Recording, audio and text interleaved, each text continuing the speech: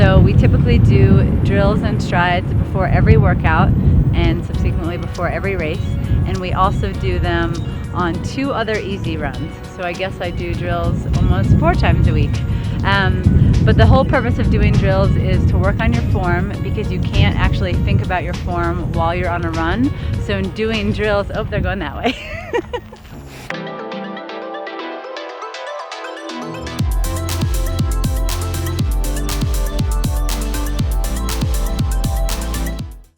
So yeah, doing drills is working on form efficiency and economy, and if you have some things that you're trying to work on, it's a lot more sustainable to be able to correct them doing these drills than thinking about it on a run. Like activate my left glute, make sure my right calf is turning on. All those things are really difficult to do while you're on a run, so doing them in a drill session is how you're going to see those benefits over time. The question with drills is when to do them, how often to do them. So for me, I typically do drills 4 times a week. I will do them twice a week after 2 easy afternoon runs, and that usually falls the day before a workout. And then I also do a set of drills and strides the morning of a workout to prep for that workout. The first drill I like to do is a set of arm complexes. It's basically just loosening your arms, your shoulders, because your arms are just as important as running as your legs are.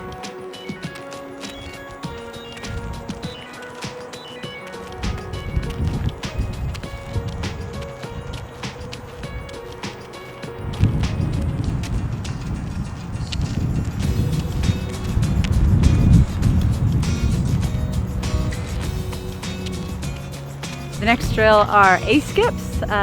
Other ways you can refer to these drills are kind of we're working on knee drive.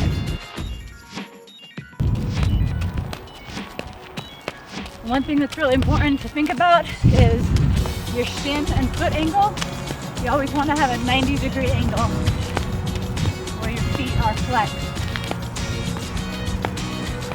I'll usually do 30 to 40 meters back and forth. Next one is B-skips.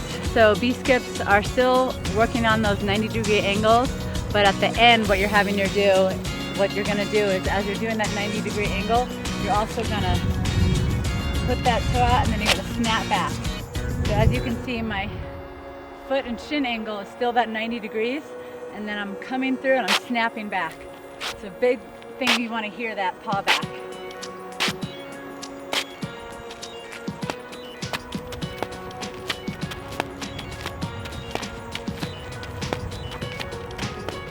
Next drill is high knees. These are pretty self-explanatory, but another thing you want to be working on and always thinking about is that angles.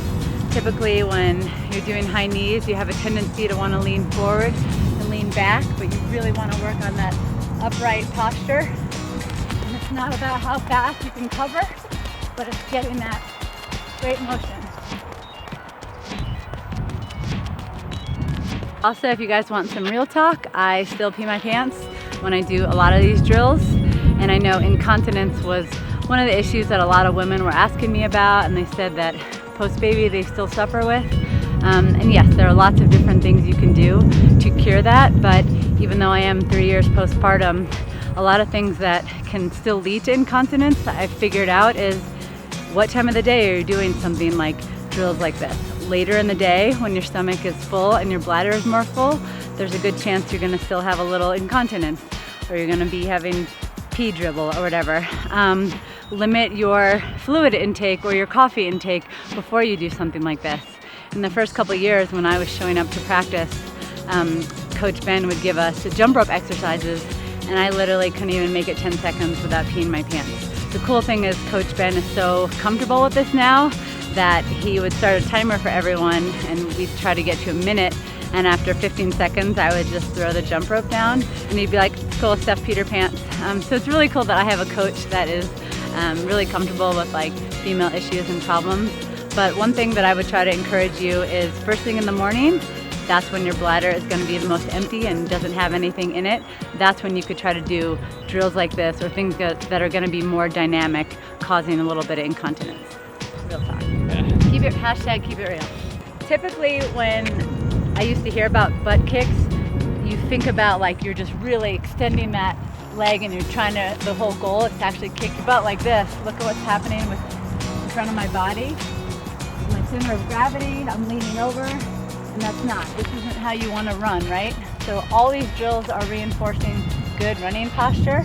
So you want to be thinking about that, not just trying to get through the drill for the sake of getting through it. So it's very similar to all the other ones. You're thinking about that foot, shin, knee angle. So it's coming up slightly like this, but then it's coming up a little higher towards the butt, okay?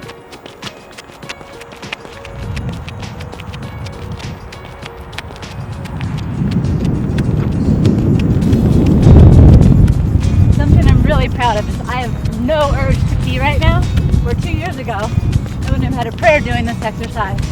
So there is hope. The next thing we're going to do is karaoke, and I don't mean singing at an open bar or mic night. Karaokes are a great exercise for using lateral motion and side to side, kind of the external rotators in your hips, something we don't use a lot of in running since we're normally going in one motion, but these are targeting the lateral muscles and working on lateral movement. You're bringing one leg behind you. You're really trying to keep those hips stable. Okay, and as we go back, we're going to try to do a little advanced version of the karaoke.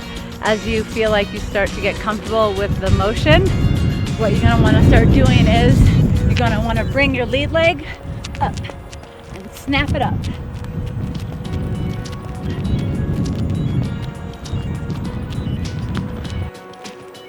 The last drill we're going to go through is backwards running. There's not much to explain except you're thinking if someone were filming you and reversing the tape, would it look like your natural running form? So you're working on kicking back with those hamstrings, reaching for the ground, but also keeping great posture and keeping upright from your hips. Make sure there's nothing behind you.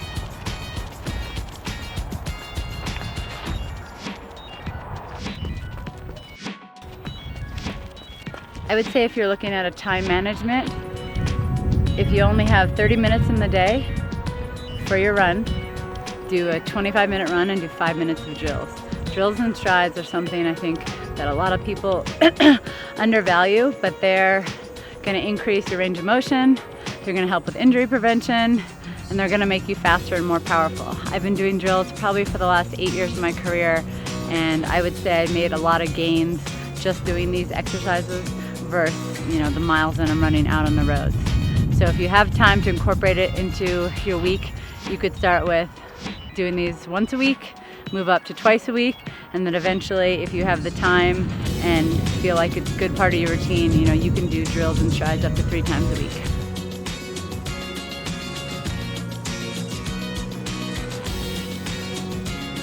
So that was my go-to set of drills and strides that I do 3 to 4 times a week.